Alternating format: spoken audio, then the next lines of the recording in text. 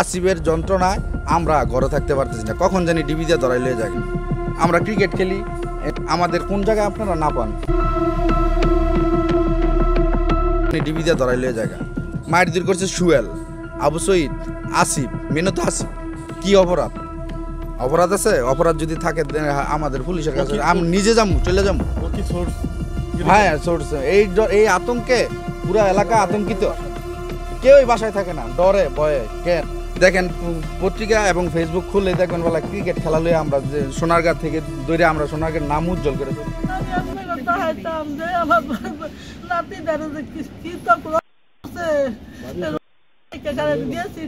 এই টেবিলটা ভরে গেছে, টেবিলটা, এই যে টেবিলটা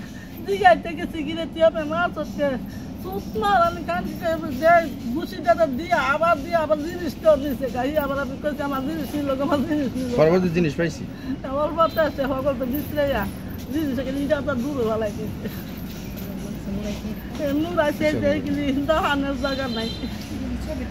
ছবি তো দিছি, ছবি আপনি করে দিয়ে হয়েছে। মানে প্রথমে হইলে গিয়ে ঘটনাটা কি হয়েছে আমরা জানতে পারি না, পরবর্তীতে ভিডিও ফুটেজ এবং মানুষের কথার মুখে এবং আমার বাগিনারের বক্তব্য অনুযায়ী যেটা শুনলাম, তারা নিয়ে বিশাল একটা ঝগড়া হয়। এরকম আমার বাড়ির সামনে রাস্তার ভিতরে টাকা নিয়ে এক মহিলা এক মেয়েকে পিটায় রাস্তার মানে আমার বাগিনার উপরে ফালানোর পরে বাগিনায় নিজেও পড়ে যায়, তারপরে উঠা তাদেরকে উঠায়। উঠানোর পর বাগিনায় কেন উঠাইলো এই সূত্র দিরা তাকে প্রথমে থাবড়া এবং কিলগুস। তখন তারপরে আমার বাগিনায় জিজ্ঞাসা করতে যায়, ভিডিও ফুটেজে দেখবেন সুন্দর, জিজ্ঞাসা করতে যে কেন আমাকে মারলেন, আমি কি অপরাধ করছি, আমি একজন স্টুডেন্ট, ঠিক আছে, মানে আমার কেন মারলেন, এই কথা বললো কেন। তারপরে আরেকজন আইসা, আসিফ আরেকজন আইসা, সে আইয়া অথচ চিনে আমার বাড়িতে আসে যায়, ঠিক আছে, বাতিজা হিসাবে মান্য করি, তো সে চিন না কীভাবে আমার বাগিনারে কি একটা মার দিল, যা ভিডিও ফুটেছে। তার পরবর্তীতে তার বড় ভাই গিয়ে আবার মার। কেন আমরা কি এই দেশে রোহিঙ্গা হয়ে গেছি গা? কথাটা বোঝেন নাই। এলাকার আরেকটা আছে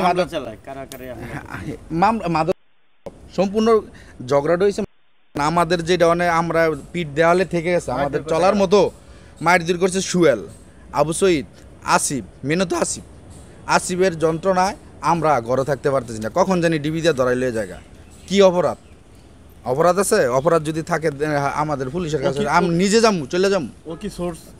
হ্যাঁ, সোর্স এই আতঙ্কে পুরো এলাকা আতঙ্কিত, কেউই বাসায় থাকে না, ডরে ভয়ে। কেন আমরা ক্রিকেট খেলি, ব্যবসা বাণিজ্য করি, আমাদের কোন জায়গায় আপনারা না পান। দেখেন পত্রিকা এবং ফেসবুক খুললে দেখবেন বলা ক্রিকেট খেলা লয়ে আমরা যে সোনারগাঁ থেকে দৌড়ে আমরা সোনারগাঁর নাম উজ্জ্বল করে চলি। তা আমরা কি এমনভাবে প্রতারিত হব? আমাদের কি কোনো একটু অধিকার নাই? আহত আছে এই ঘটনা, বর্তমানে আমাদের আহত আছে 3 জন। আমার মা গতকাল রিলিজে মানে আসছে বাসায়, তার অবস্থা তো দেখলেনি। এবং আমার বোন অনেক গুরুতর জখম হয়েছে।